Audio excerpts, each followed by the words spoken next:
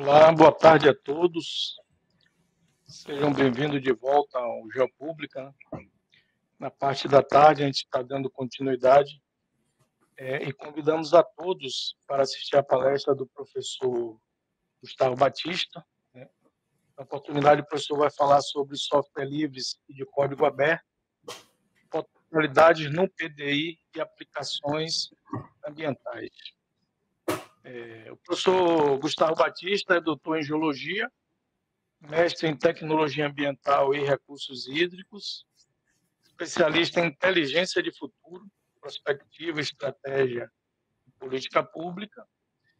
É graduado em Geografia pela Universidade de Brasília, graduado em Estudos Sociais com habilitação em Geografia pela União Pioneira de Integração Social, Faculdades Integradas, e professor associado 2 do Instituto de Geociências da Universidade de Brasília e coordenador do Polo UNB do Mestrado Profissional em Rede Nacional para Ensino das Ciências.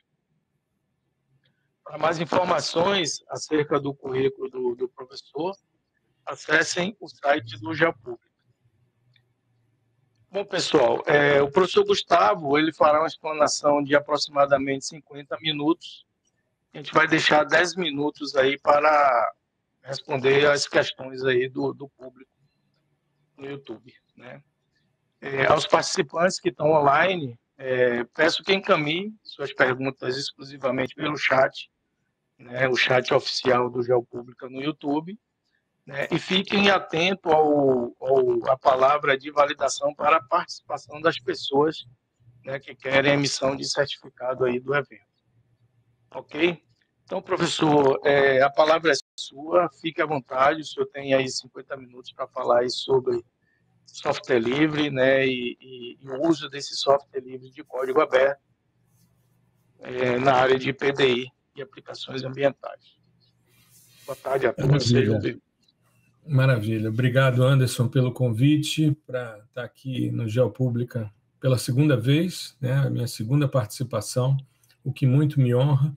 Espero que, em breve, agora com essa tendência que a gente está vendo aí de caminharmos para o fim de uma pandemia, que a gente possa depois participar presencialmente dos eventos, né? E a gente interagir com as pessoas olho a olho, o que é muito interessante. Mas a pandemia também nos trouxe essa possibilidade da gente fazer diversos eventos em vários lugares do Brasil e do mundo de forma muito simples, muito prática, muito rápida. Então, é algo que veio para ficar e os congressos, inclusive, estão se adaptando a isso com formatos híbridos, né? O que facilita bastante, principalmente pelas dificuldades, muitas vezes, de participação e poder, né, as pessoas participarem, visualizarem e estarem presentes presencialmente no evento. Mas vamos lá, vamos compartilhar aqui a minha tela, eu já estou com ela aberta. Maravilha. Eu queria fazer uma consideração. O fato da gente estar trabalhando com software livre, né, de código aberto para processamento digital de imagens e aplicações ambientais também nos estimula a fazer a nossa apresentação por meio de um software livre, né, um portal gratuito como esse que está aqui, o Geniali, que nos permite fazer esse tipo de apresentação e, de forma muito tranquila, compartilhar as informações. Pois bem, queria inicialmente salientar, né, esse aqui é o meu contato na maioria das redes sociais, Prof. Gustavo Batista. Esse P mudo aqui é uma herança portuguesa que a gente não pode desprezar e a gente precisa salientar porque não é algo tão intuitivo. Mas a gente vem fazendo já há alguns anos, desde antes da pandemia, a divulgação de ciência, especificamente sensoriamento remoto, em redes sociais. E, com isso, nós começamos também ao desenvolvimento de um podcast que já se encontra hoje com mais de quase 34 mil downloads de episódios ao longo de todo o período. Nós começamos em janeiro de 2020 né? Lançamos essa semana o episódio 141 e todas as semanas a gente tem um novo episódio do fascinante mundo do sensoriamento remoto. Além disso, uma vez por mês a gente faz uma live, uma masterclass, né, de processamento no YouTube, que dura aí umas 2 horas, que tem toda a parte teórica, toda a parte mão na massa, ou seja, essa tem sido a nossa contribuição para o ensino do sensoriamento remoto e a sua divulgação em redes sociais e aproveitando as tecnologias que a pandemia nos possibilitou com muita intensidade. Bom, para a gente começar a falar, eu queria salientar 4 pontos que eu considero como o diferencial do profissional que atua no sensoriamento remoto, e aí vocês vão entender a importância dos softwares livres e de código aberto. Há um ano atrás, eu fiz uma palestra no CBGEL, Congresso Brasileiro de Geotecnologias para o Meio Ambiente, e eu trazia esses 3 primeiros eixos aqui. O 4º eixo eu incluí na minha palestra desse ano, também no CBGEL, e que foi a coisa de 1 semana ou 2 atrás, não me recordo bem ao certo, mas eu acho que foi 1 semana e meia atrás, mais ou menos.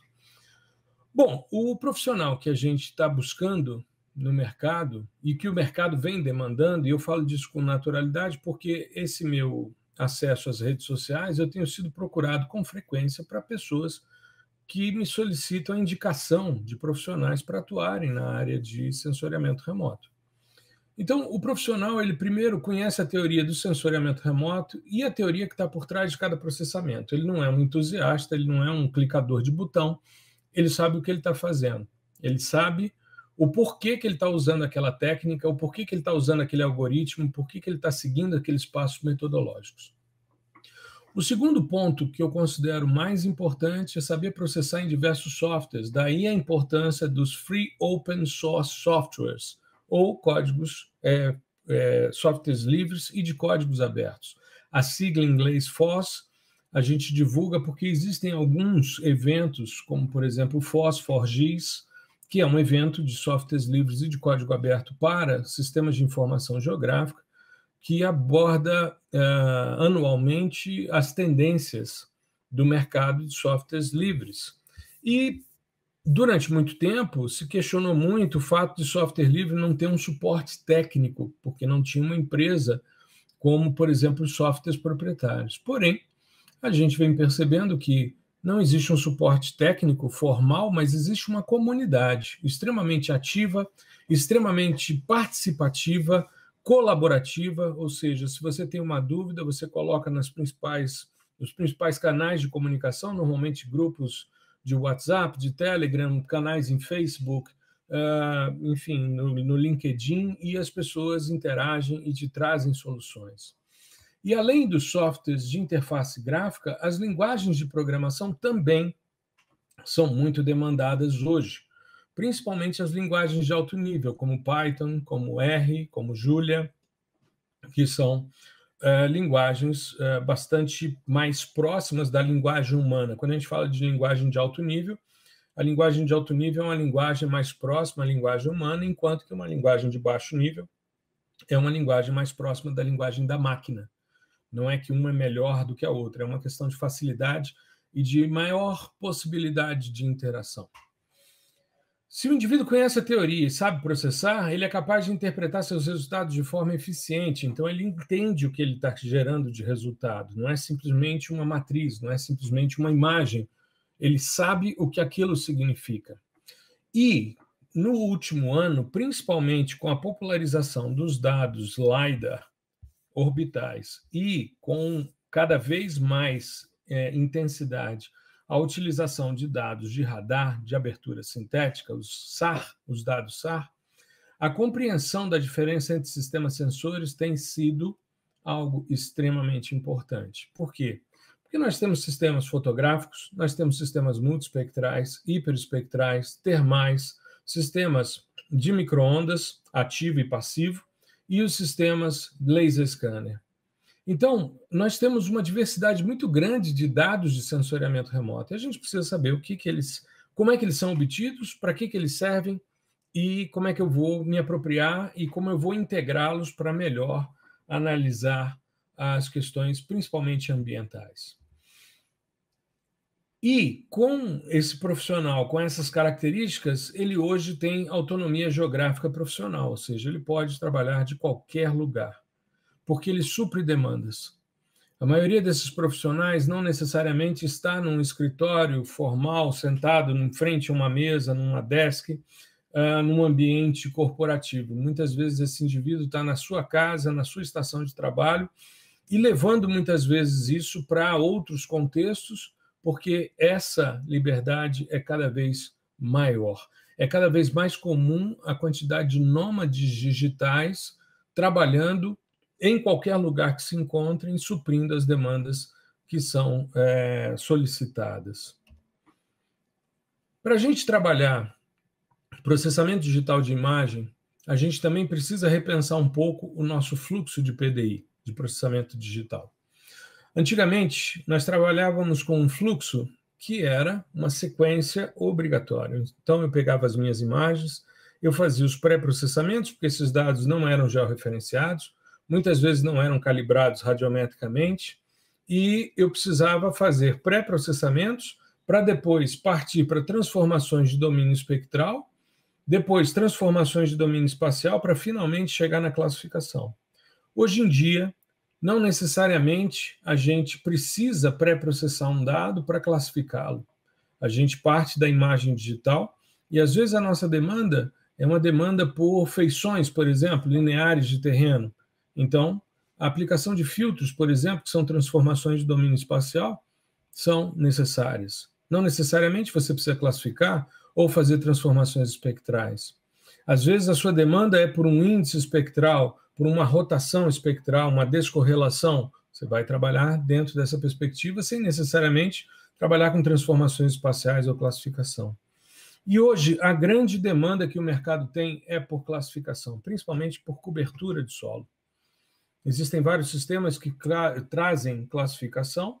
Existe uma discussão muito intensa hoje na literatura de que o uso é algo bastante complexo de ser identificado em sistemas sensores orbitais, principalmente, mas independente, em dados de sensoriamento remoto, trariam limitações à percepção do uso, porque os usos muitas vezes respondem a instruções normativas e não necessariamente apresentam manifestações espaciais diferenciadas. Uma unidade de conservação de uso restrito, muitas vezes, se parece muito com uma unidade de conservação que tenha usos múltiplos. Enfim, então, a discussão é muito mais sobre cobertura.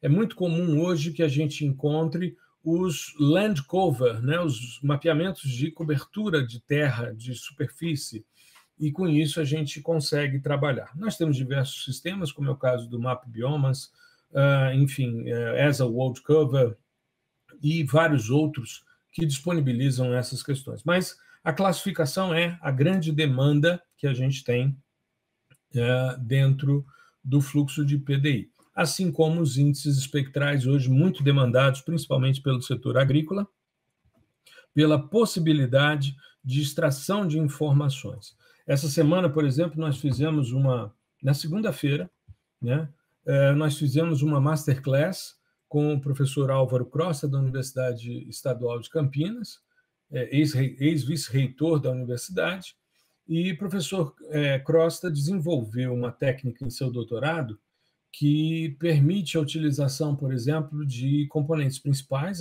as últimas componentes principais, para identificação de feições espectrais.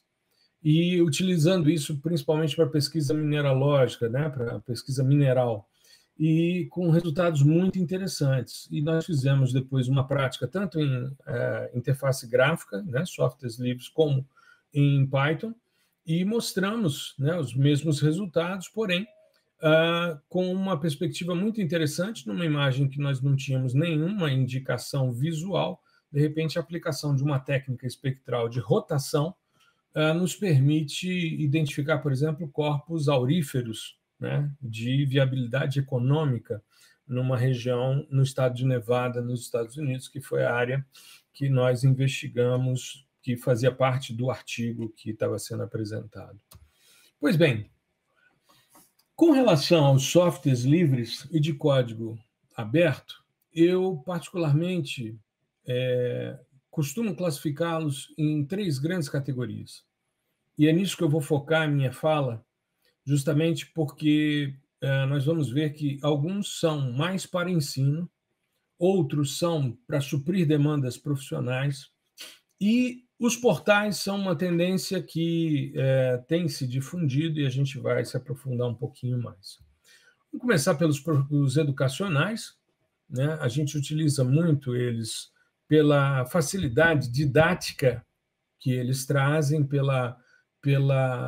o grau de intuição, né? Eles são bastante intuitivos para você desenvolver as suas práticas e, ao mesmo tempo, são softwares pouco pesados, né? São softwares mais leves, são softwares que podem ser instalados em máquinas que não são tão robustas e que facilita a vida dos nossos estudantes. Uma das preocupações que nós tivemos durante a pandemia, porque além da crise sanitária e da crise econômica, nós tivemos uma crise educacional. E essa crise educacional nos demandou de nós, profissionais de ensino, né, docentes, a necessidade de nos reinventarmos. Então, nós tivemos que buscar alternativas mais viáveis para que os alunos pudessem aprender a processar, mesmo com todas as dificuldades, né, para que eles pudessem acompanhar os conteúdos, né?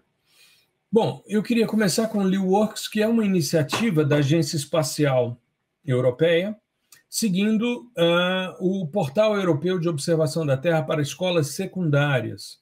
Então, há uma preocupação na União Europeia de que escolas de ensino médio tenham uma percepção e uma expertise na observação da Terra. É cada vez mais comum a disponibilidade de dados de sensoriamento remoto. Todos os dias a gente se esbarra com uma imagem de satélite, seja num telejornal, seja numa rede social, seja num portal de notícias, o que for, a gente está sempre esbarrando. E o LeWorks é um software bastante simples, bem intuitivo, e que nos permite ensinar com as técnicas mais tradicionais, com os algoritmos mais usuais, o processamento, o fluxo mais tradicional de processamento de imagens. Essa é a cara do LeWorks, ele se parece muito com o Snap, que é o software mais profissional da Agência Espacial Europeia.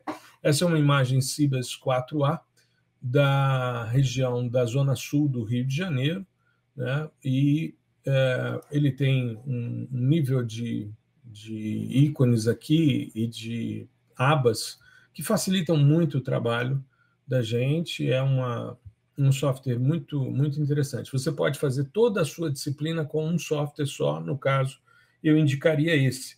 Porém, eu particularmente não gosto de ficar preso a um software só. Eu parto do pressuposto, e sempre comento isso com os meus estudantes, que a gente precisa ter sempre em mente que os softwares podem ser descontinuados. E se a gente fica preso a um software, quando esse software é descontinuado, caso isso venha a ocorrer, a gente meio que fica na mão, né? E a gente precisa ter essa autonomia, ou seja, não ficar dependente de nada. Então é legal a gente trabalhar com um software como esse, que está em inglês, que os comandos estão em inglês, e a gente depois trabalhar com um software em português para a gente ver as correlações e se virar bem com o que tem disponível, né?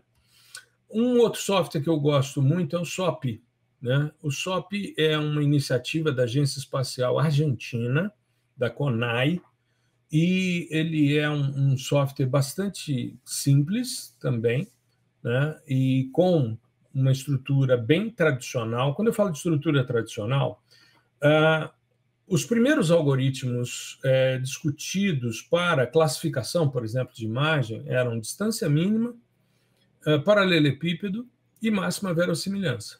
Esses 3 você encontra nos primeiros softwares de processamento de imagem. Pois bem, o LeWorks traz os 3, o SOP traz os 3, então a gente tem aí algo que, se você pegar uma literatura mais antiga sobre processamento digital de imagens, como, por exemplo, o livro do professor Crosta, que é o primeiro livro em português, né, que nós temos sobre PDI, ele discute esses algoritmos mais clássicos e eles estão implementados nesses softwares. O SOAP ele só tem uma limitação, ele não roda em ambiente macOS, ele é exclusivo para Windows e para Linux. Os demais, praticamente todos eles rodam em Windows, Unix e, no caso Linux, né, e macOS. Né? Então, esse aqui tem essa limitação. É uma interface muito simples, né?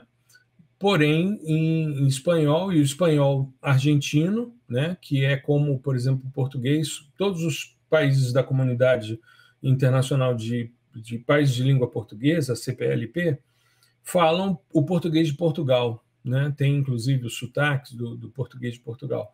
O único português diferente é o português brasileiro, assim como o espanhol. O espanhol argentino é diferente dos demais espanhóis.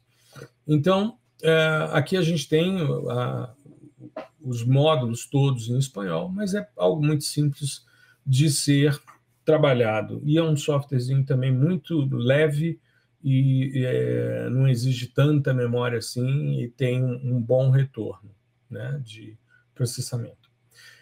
Em português, eu gosto muito do TerraView. TerraView é uma iniciativa que utiliza a biblioteca TerraLib, e é uma construção do Instituto Nacional de Pesquisas Espaciais, é uma evolução. O INPE é responsável pelos primeiros softwares de geoprocessamento que nós temos no Brasil. Nós temos o CITIM, Sistema de Tratamento de Imagens, e o SGI, Sistema Geográfico de Informações. Depois, esses dois softwares são fundidos no Spring, e depois nós temos uma evolução para o TerraView e o Terra Amazon, todos eles utilizando a biblioteca TerraLib. Então, são iniciativas muito interessantes, algumas necessidades de ajuste, né? Eles utilizam, por exemplo, uma sequência que é muito comum em programação, de começar com a banda 0 e uma sequência de numerações a partir daí, 0, 1, 2, 3, 4, 5, ao invés de utilizar o nome das bandas, né, ou o número formal das bandas. Então, por exemplo, você pega um satélite como Sentinel-2, você tem uma banda 8A. Não, ela vai entrar numa sequência a partir da banda 0, que seria a primeira banda. Bastante simples, tem a necessidade, assim como no Spring, da criação de um banco de dados, mas nós temos aqui uma aba de processamento, onde temos um processamento matricial, um processamento vetorial, processamento de banco de dados, ou seja, é um SIG/PDI muito interessante, né? E eu gosto muito também, é o outro software que eu uso para a graduação. Eu uso o LeewWorks e o TerraView, os dois se complementando, tem coisas que eu faço num, tem coisas que eu faço no outro, para que o estudante mantenha sempre pelo menos 2 softwares, né? Trabalhe com 2 softwares e tenha essa visão.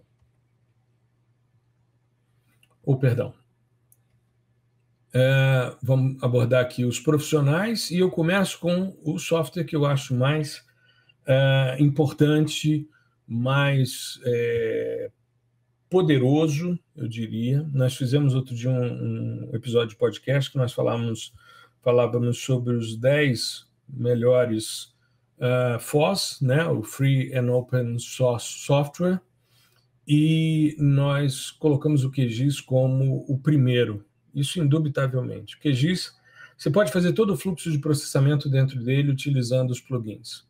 Ele tem plugins muito poderosos, como é o caso do Semi-Automatic Classification Plugin. Ele tem plugins para classificação do tipo Machine Learning, como é o caso do ZSACA. Existem plugins para você fazer Deep Learning. Você tem plugins para tratamento de dados LiDAR, tratamento de dados SAR, enfim, é um senhor software. Além de ter, quando você instala, já vem incorporado o Saga, o GRASS, né, e muita coisa da biblioteca GEDAL, e além disso, você pode também trazer o Orfeu Toolbox e o Whitebox Tools, que são iniciativas muito interessantes de softwares que são ajustados ao QGIS. Aqui, por exemplo, é uma visualização. Ele tem, inclusive, plugins para você baixar imagens. Daqui são imagens Planet, baixadas a partir do plugin da Planet, né? Aqui a gente tem o SCP, que é um senhor software, você pode fazer toda a estrutura de processamento de imagem utilizando ele, inclusive aqui já nessa versão nova na Matera, você tem aqui, por exemplo, a classificação por Random Forest, né, que é um classificador de Machine Learning. Enfim, é um senhor software. Aqui é o DZ-SACA. Aqui você tem Random Forest, Support Vector Machines, KNN e Gaussian Mixer Model. Né? Você utiliza a biblioteca Python, a Scikit-learn. Aí você faz a utilização, né, dessa biblioteca e utiliza aqui um senhor software para classificação utilizando aprendizagem de máquina, né, dados, algoritmos de machine learning.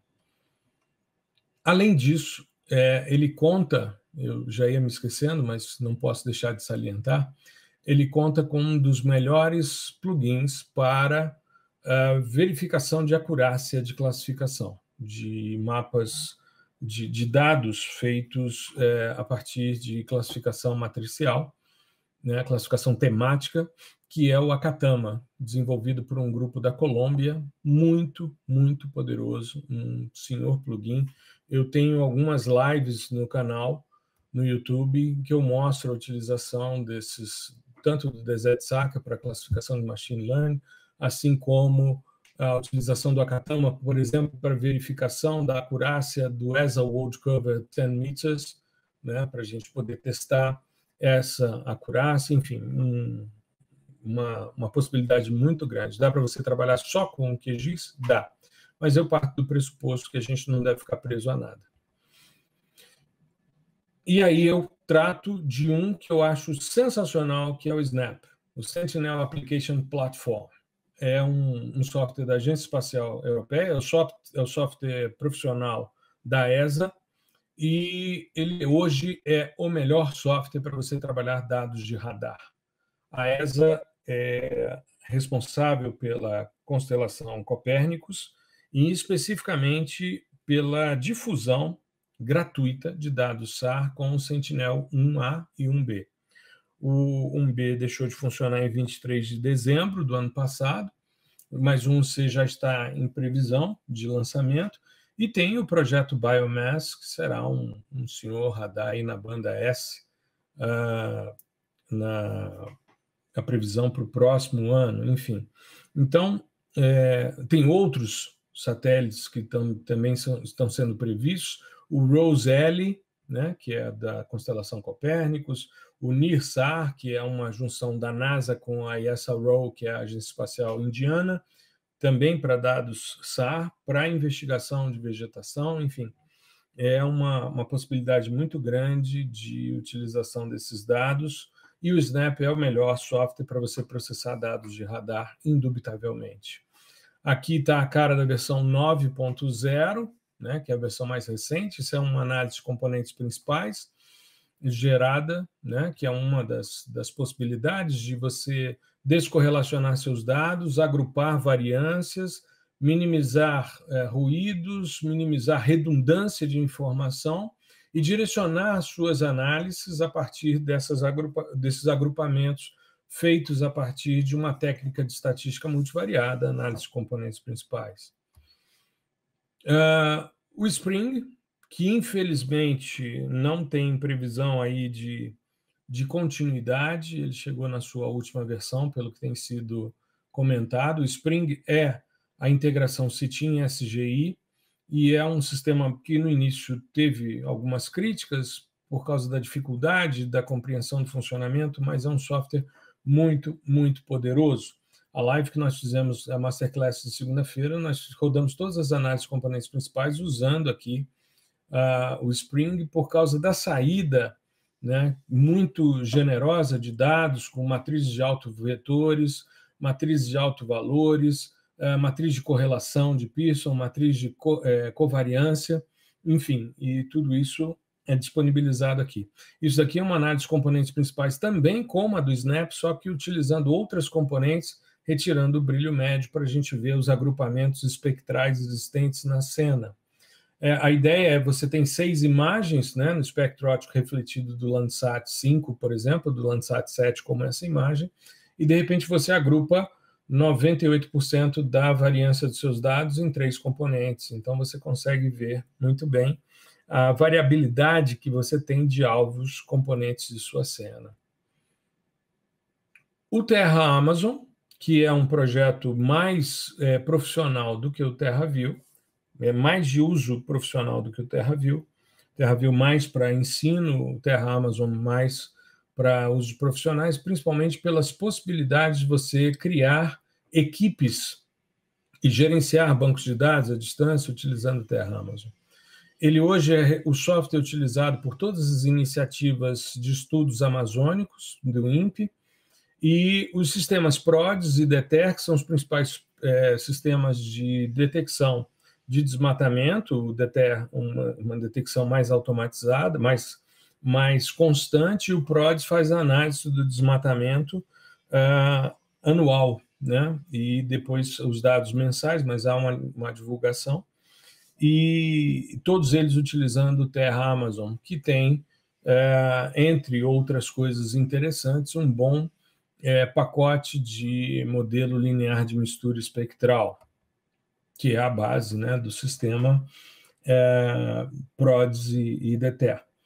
Aqui, por exemplo, é uma imagem Cibers 4A de uma área de degradação por garimpo na Amazônia, né? O garimpo, normalmente, ele ocorre ao longo dos cursos d'água e vão sendo feitos loteamentos. Aqui é uma cava maior, né? Aqui é uma mineração que tinha problemas de licenciamento e tal, e que foi embargada recentemente, foi interditada pela Polícia Federal, inclusive, mas a gente tem esse processo de degradação que acompanha os cursos d'água, isso aqui no Pará, uma imagem Cibers 4A também, do dia 6/7 de 2020. Aqui já a imagem com os 2 metros de resolução, e esse é o Terra Amazon, né, que é muito parecido com o TerraView, porém com mais possibilidades de atuação, principalmente de grupos de pesquisa. Bom, o GVSIG. O GVSIG é um software mais antigo, é um software também da comunidade europeia, né, desenvolvido principalmente na Espanha, e com isso, pela proximidade de Portugal, ele tem uma versão em português, toda traduzida. E eu gosto muito do GVSIG, principalmente quando eu dou aula para agronomia. Por quê? Porque ele tem uma série de questões de módulos implementados, de plugins, que são voltados principalmente para o setor do agro, né? Então, ele é um software livre também. Ele tem uma versão desktop, mas ele tem uma versão também portable, que você pode rodar a partir do seu pendrive. Isso facilita muito a vida. É um software muito, muito leve, né? Não é um software pesado, grande, como é o caso do QGIS, né? Uma versão, por exemplo, do QGIS instalada hoje leva aí cerca de 2,5 GB praticamente, né? E aqui não, aqui você está falando de alguma coisa em torno de 400 MB, por aí, né? E você tem, inclusive, versões mais leves para você rodar a partir de pendrive. E é um sistema muito simples, muito simples. Então, para ensino, ele é muito interessante, mas ele tem um componente profissional muito grande devido às estruturas, né? Isso daqui, por exemplo, é uma transformação do tipo threshold cap, que é uma transformação baseada em eixos ortogonais, que separa o brightness, né, que seria a primeira componente TC, que seria o equivalente ao solo. A segunda componente é o greenness, que seria o equivalente a um índice de vegetação. O terceiro seria o wetness, que seria a umidade, e que aqui estão colocadas em uma composição colorida, em que R tem o brightness, o G tem o greenness e o azul, né, o B, tem o wetness. Ele foi desenvolvido inicialmente para que a terceira componente fosse a senescência, depois foi mudado para a compreensão da umidade, né? E com isso a gente faz uma separação bastante interessante e muito correlacionada com o modelo linear de mistura espectral, quando você separa as frações solo, água e vegetação num contexto de desmistura, né, de decomposição. Então, funciona muito bem, é um senhor software, entre outras coisas, modelos como, por exemplo, o cálculo do fator C da equação universal de perda de solo, né, que é uma componente de práticas conservacionistas, né, aliás, uso e manejo, desculpe, a partir de dados NDVI. Então, você consegue calcular esse tipo de informação. Então, para o agro, ele tem uma potencialidade muito grande, muita coisa implementada e que vale muito a pena conferir. Vamos entrar nos portais, porque para mim isso daqui é o futuro do processamento. É cada vez mais comum a disponibilidade de dashboards, né, portais. Eu vou salientar só 2 de usos temporais, mas eu poderia incluir aqui os portais Map Biomas, enfim, outros dashboards, mas eu vou abordar o SATVEG e o LAF, né, o series do LAF. O SATVEG é o Sistema de Análise Temporal de Vegetação, que é uma ferramenta que foi desenvolvida pela Embrapa Informática Agropecuária, e ele se baseia em dados modes, e com isso você tem sequências temporais de NDVI ou de EVI, e com a possibilidade de filtragens muito interessante. Esse sistema está atualizado até 2022, e nós temos aí coisa de não mais do que um mês de atraso, né, porque tem uma necessidade de ajuste dos dados, enfim, e é o Brasil todo. Mas, em termos de dados, é basicamente índice de vegetação. Já o sistema do LAF, né, eles desenvolveram um sistema que tem, além dos dados de vegetação, ele tem os dados de precipitação a partir do TRIM, né, do TRMM, ele tem também os dados modes de temperatura. E aí a gente tem temperatura de manhã, de tarde, de noite e de madrugada, porque a gente tem dados de temperatura no modes tanto que está no terra, que é de manhã e de noite, como no aqua, que é à tarde e de madrugada. Então nós temos 4 momentos de temperatura por pixel de 250 metros. O problema é que o series do LAF, ele está atualizado só até 2017. Era uma equipe muito grande, hoje conta, parece que com um pesquisador só. Então, é um processo de inanição que o INPE vem sofrendo, né, de aposentadoria de seus quadros e não reposição desses quadros. Isso é bastante preocupante. Vamos ver aqui o SATVEG. Então, aqui, por exemplo, se eu pegar esse pixel aqui de 250 metros, que é daqui da região de São Félix do Araguaia, no Mato Grosso, eu tenho a história dele a partir de 2000. Isso era uma área de floresta. Aqui a gente tem em verde os valores de EVI. Em vermelho, a gente tem um filtro de Savitz-Golay, né, para suavização. É como, por exemplo, a suavização dos dados de séries temporais de Covid, por exemplo. Né, é comum que o consórcio de divulgação dos dados mostre os dados brutos e a média móvel de 14 dias, para suavizar e evitar alguns dados anômalos, como, por exemplo, essa queda aqui. Você suaviza e, com isso, você minimiza um efeito que pode ser uma ausência de dados, ou uma nuvem, enfim, alguma coisa desse tipo, né? Então, aqui a gente tem, até aqui o ano de 2004, era floresta, aí você tem um corte raso, você passa um período com baixa biomassa, e depois instalação de ciclos anuais de cultura, até esse ponto em que a gente começa a ter safra e safrinha, né? Safra e safrinha, e assim vai. Então, aqui a gente tem uma conversão de uso, né? Nesse ponto aqui era floresta, virou solo exposto e depois virou agricultura. Então, os tipos de cobertura mudam, isso a gente chama de conversão. A transformação se dá quando eu tenho aqui, por exemplo, um ciclo anual de cultura e entro em um outro ciclo de cultura, mas são culturas. Então, isso é uma transformação, não uma conversão de cobertura, né? Isso dentro da lógica do processo de detecção de mudanças. O LAF, né, o Series LAF INPE, é esse daqui, então o mesmo pixel também para São Félix do Araguaia, o mesmo pixel, só que a gente tem, além da vegetação, que é essa linha em vermelho, que a gente vê que segue o mesmo padrão da anterior, só que vai até 2017, o anterior estava até 2022, se não me falha a memória, deixa eu só verificar aqui. Aqui 2021, mas ele está atualizado até 2022.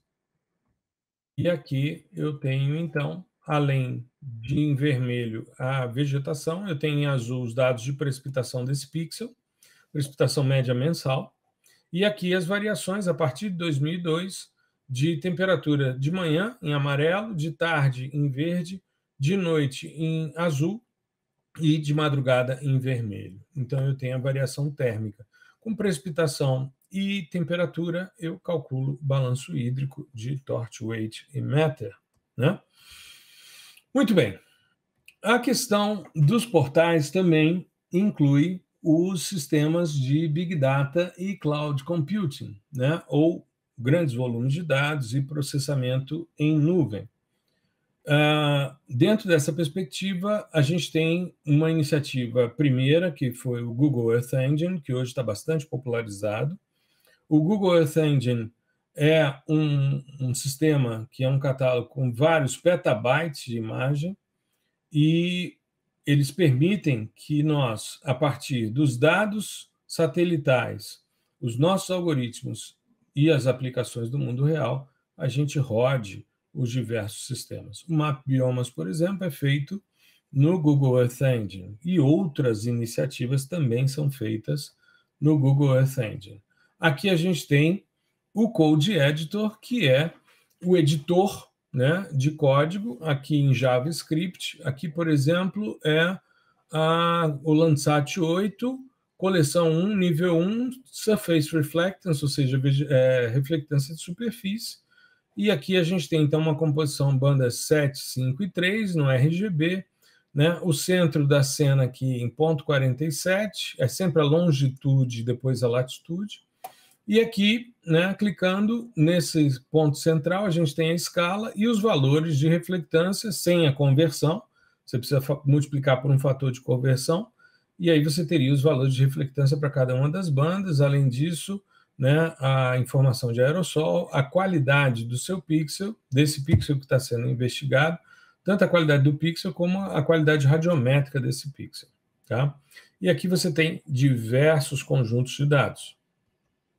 Uma novidade chama-se Planetary Computer, não sei se vocês já ouviram falar, mas seria o Google Earth Engine, só que da Microsoft. A gente fez um episódio agora recente, acho que foi o episódio 140, inclusive se você entrar no nosso canal no YouTube, Prof. Gustavo Baptista, e analisar o episódio 140 do podcast, ou entrar no Spotify, que ele também mostra o videocast, a gente esmiuçou esse Planetary Computer todo, eu e o professor Gustavo Ferreira, que é quem divide a bancada do podcast comigo. Ele também tem vários petabytes de dados de monitoramento ambiental, e ele tem um hub que é um ambiente para a gente fazer os processamentos, como o Code Editor, só que com um detalhe. Nesse hub, né, que seria esse eixo aqui, né, você tem 5 possibilidades de criar ambientes. No Code Editor, você trabalha em JavaScript. Se você quiser, você tem uma API Python para você rodar num Google Colab, por exemplo, o Google Earth Engine. Em R também. Aqui você tem um notebook, né, uma estrutura para você construir os seus códigos em Python. E aí ele já te diz, ele te dá 4 núcleos de processamento, 32 GB de memória, né? E é um notebook. É tipo o Jupyter Notebook, eu não me lembro agora, eu acho que enfim, é um notebook dentro dessa perspectiva, parecido com o Google Colab, enfim, para você rodar. Você tem a possibilidade, marcando aqui, de rodar em R. Aí você tem 8 núcleos de processamento, 64 GB de memória, é muita coisa para você trabalhar. Ele tem uma GPU PyTorch e TensorFlow né? O TensorFlow é uma estratégia de processamento de dados em Deep Learning, e isso daqui é uma inovação que o Google Earth Engine não tem. Apesar de existir já um plugin para você rodar o GE no QGIS, aqui você abre o QGIS numa máquina Linux virtual, que tem 4 núcleos, 32 GB de memória. Aí você tem um plugin que você entra e baixa os seus dados e faz todo o seu processamento como se você estivesse rodando o QGIS na sua máquina. Então, isso é uma tendência que a Microsoft está trazendo para você trabalhar tanto com linguagem de programação como com interface gráfica. E o QGIS é um FOSS, né? Free and Open Source Software, né? Então, com 32 GB de memória RAM, que você roda virtualmente. Você só precisa fazer o seu cadastro, assim como no Google Earth Engine, né? Bom, para a gente fechar, eu sempre gosto de trazer essa frase, que para mim isso é o que a gente espera. Saber processar é importante, mas ser capaz de interpretar os processos faz toda a diferença. E para você interpretar os processos, você precisa saber a teoria de sensoriamento remoto, saber a teoria de cada etapa de processamento, saber processar e conhecer os diversos sistemas sensores. Aí você interpreta os seus resultados e processos de forma eficiente. Queria agradecer, né, a comissão organizadora pela lembrança do meu nome, né, me colocar à disposição. Salientando, a gente tem um trabalho que está disponível no YouTube, no canal Prof. Gustavo Batista. A gente tem também um site, profgustavobatista.com.br, sem www, tá? profgustavobatista.com.br. Lá você tem a possibilidade de se cadastrar para saber do que a gente está fazendo. Você tem a possibilidade de receber um e-book, Fundamentos de Sensoriamento Remoto, tanto em português como em espanhol. E se você entrar em profgustavobatista.com.br/correção, sem o C cedilha e sem o tio, correcal, você se cadastra e você vai ter acesso a uma masterclass exclusiva de correção atmosférica de dados Amazônia 1 e Cibers 4A, usando software livre, dados gratuitos para você poder ajustar os seus dados. E todos os dias, uma vez por semana, podcast no Spotify, nas diversas plataformas de áudio, e em vídeo no Spotify e no YouTube, e todos os dias nas redes sociais, principalmente no Instagram, Facebook, LinkedIn, a gente faz a divulgação de ciência de sensoriamento remoto, posts informativos, seja de processamento por software livre, seja por interface gráfica, sobre sistemas sensores e todas as novidades que estão surgindo aí no fascinante mundo do sensoriamento remoto. Tá legal? Bom, me coloco à disposição para quaisquer esclarecimentos aí da audiência. Muito obrigado. Ok, professor. Mais uma vez, muito obrigado aí pela brilhante fala, né? Vários temas abordados aí ao longo da sua fala, né? Sobre softwares aí utilizados na área de PDI. Uhum. Eu tenho uma primeira pergunta minha, uma dúvida, né? O senhor apresentou, né, esse leque aí de possibilidade, né, de software livres e de código aberto para processamento de imagem. Uhum. E aí, dentro desse leque, qual seria o pré-requisito para a escolha de um ou de outro software? Isso depende principalmente das características da imagem ou da facilidade que o software disponibiliza para a gente trabalhar com ele. Você pode optar por um ou por outro.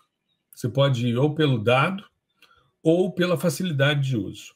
Eu, particularmente, Anderson, utilizo muito, às vezes quando eu vou fazer um processamento, por exemplo, na Masterclass que a gente utilizou análise de componentes principais, eu sei que o Spring me dá uma resposta numérica muito melhor do que os demais. Então, eu rodo no Spring, mas a calculadora raster do QGIS é mais fácil. Aí eu levo o resultado, faço as integrações no QGIS, até porque as pessoas estão mais acostumadas com o QGIS.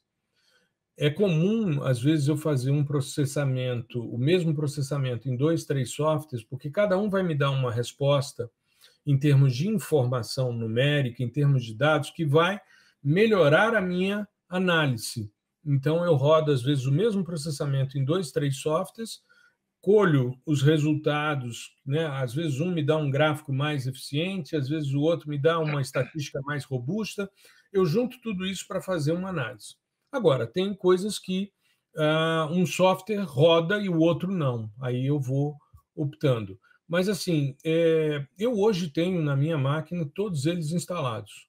Todos eles, né? E, às vezes, por exemplo, QGIS eu tenho 4 versões na minha máquina. 4 versões. Por quê? Porque tem plugins que não foram atualizados, que eu acho que são interessantes para os estudos de prospectiva, então eu mantenho uma versão mais antiga. Tenho sempre a versão mais nova para ver o que está acontecendo em termos de novidade, mas tenho sempre a versão estável para poder rodar. Então, eu me baseio nessa lógica. Eu não gosto de ficar dependendo de nada. Eu acho que é interessante a gente ter essa autonomia. E passo isso para os meus estudantes, porque isso é uma coisa que, ao longo do tempo, eu fui percebendo os meus estudantes tendo muitos problemas por causa de utilização de software pirata. Você faz toda uma formação na graduação, a universidade compra as licenças dos softwares proprietários, o estudante aprende naquele software, e quando ele vai para a vida privada, ele só conhece aquela alternativa, né?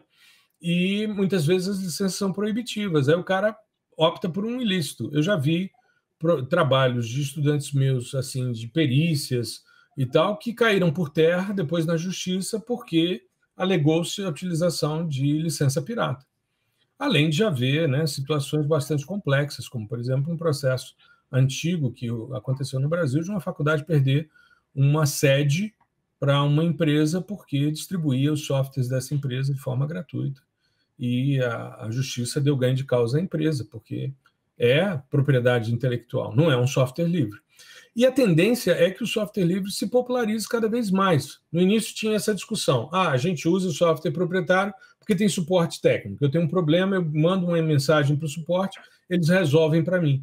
A gente tem comunidade. Então, as coisas se ajudam, as pessoas se ajudam com muita intensidade.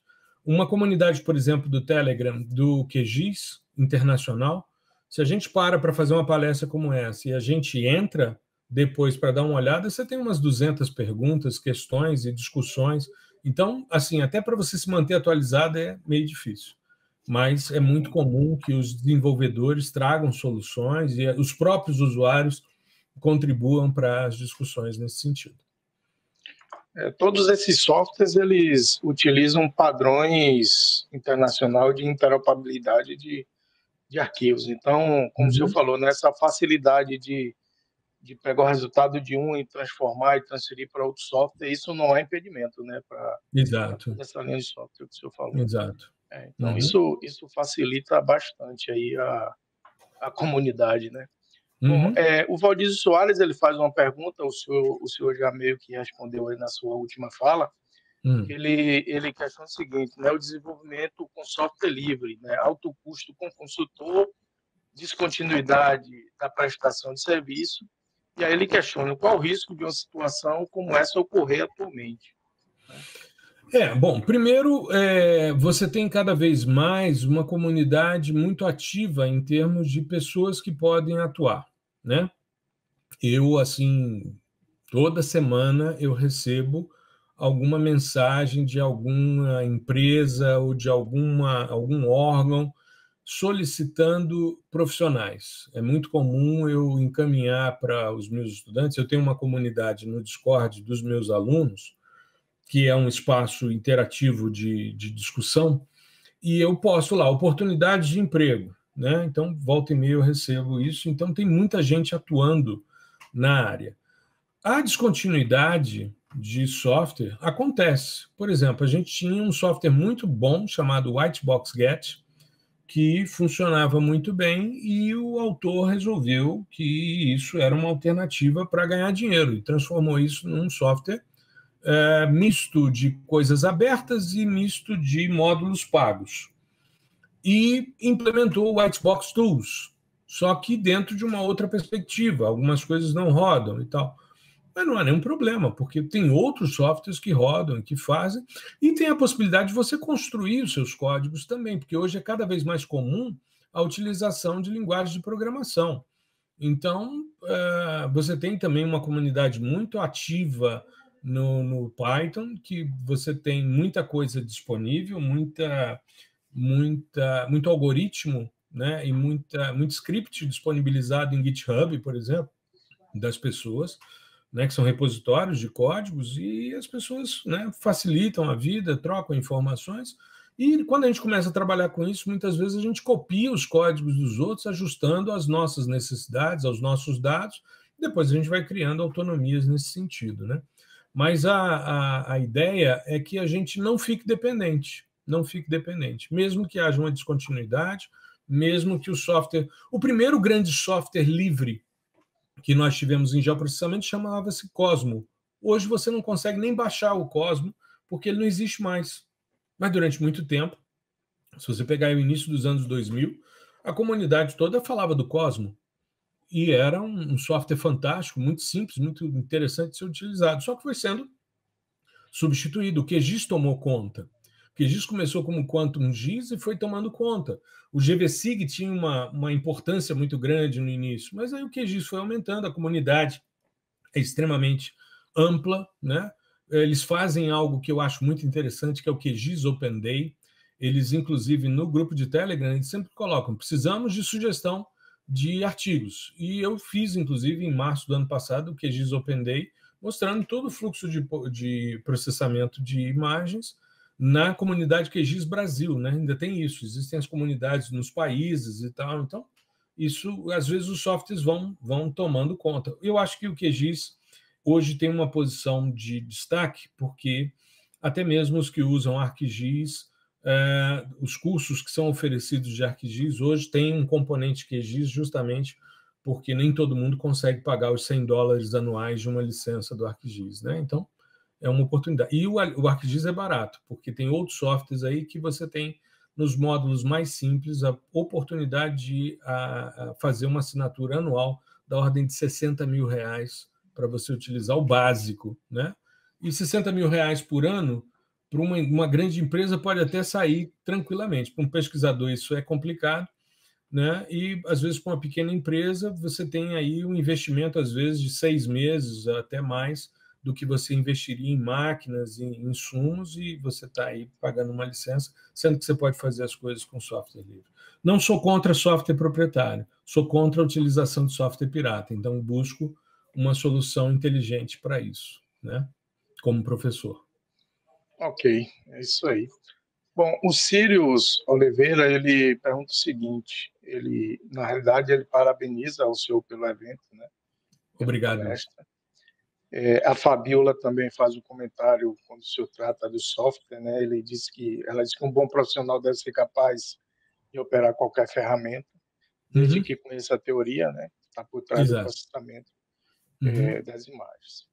A Elisa Maia, ela pergunta: professor, tem software livre que trabalha bem o processamento de imagem de drones, mosaicagens, correção geométrica, geração de nuvem de pontos, etc.?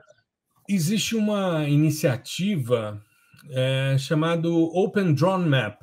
É uma iniciativa para utilização de dados de drones, mas tem algumas... Ele ainda é um híbrido de coisas livres e de coisas pagas. Mas é uma tendência natural, porque também as pessoas não têm condição, muitas vezes, de bancar uma licença de um software grande, né? Eu falo porque eu, outro dia, coordenando um projeto de pesquisa, adquirimos drones e câmeras e licença para processamento pela inexistência. Mas isso, como é uma tendência de mercado, a tendência é que isso se popularize cada vez mais. É como, por exemplo, os dados hiperespectrais, que a própria agência espacial alemã criou o Nmap Box, que é um plugin do QGIS, que é um software de processamento de dados hiperespectrais, porque hoje é cada vez mais comum a disponibilidade dos dados. Então, esse projeto, Open Drone Map, é uma oportunidade e ele tende a se expandir cada vez mais com iniciativas do tipo FOSS. Ok, temos aqui uma última pergunta da Patrícia Pires. Ela pergunta o seguinte: alguma experiência com low code ou no code nessa área? Desculpe, não entendi.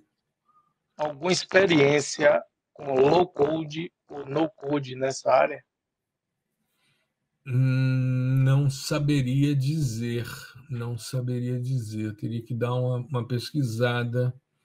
Eu não compreendi direito. Deixa eu ver aqui. Espera aí, deixa eu só...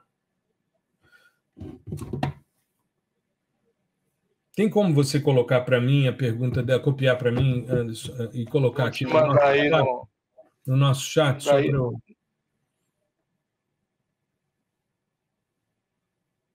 Consegue ver aí no low code, no code nessa área.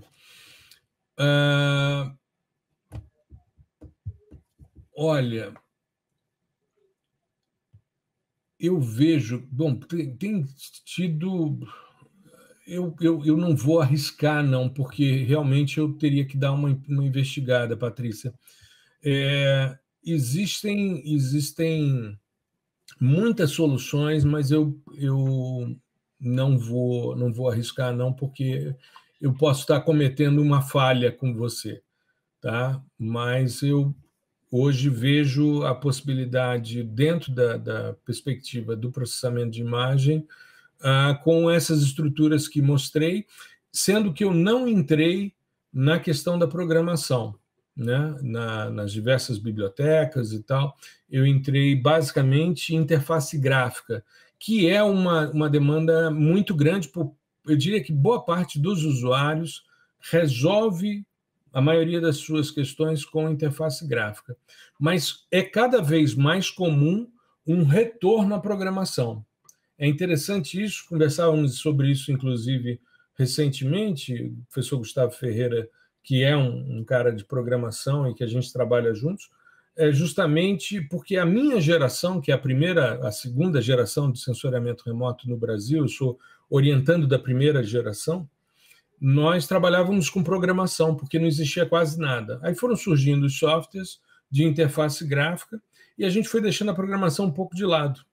E hoje, com as linguagens de alto nível, isso tem sido cada vez mais demandado e a gente tem tido essas questões, principalmente da computação em nuvem, com o Planetary Computer e com o Google Earth Engine, uma possibilidade. Mas eu não vou arriscar não, Patrícia, para não cometer nenhuma gafe com você. Agradeço, peço perdão por não ter agora esses dados em mãos para suprir a sua necessidade, a sua demanda aí da sua pergunta. Mas agradeço. Ok, muito bom.